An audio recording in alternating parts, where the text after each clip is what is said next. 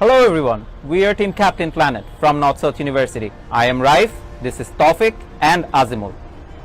Our big idea is converting pollution into a solution. Bangladesh is a riverine country.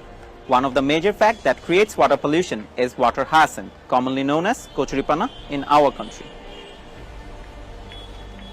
Now, that's the problem. Our idea is to transform this aquatic plant into biofuel.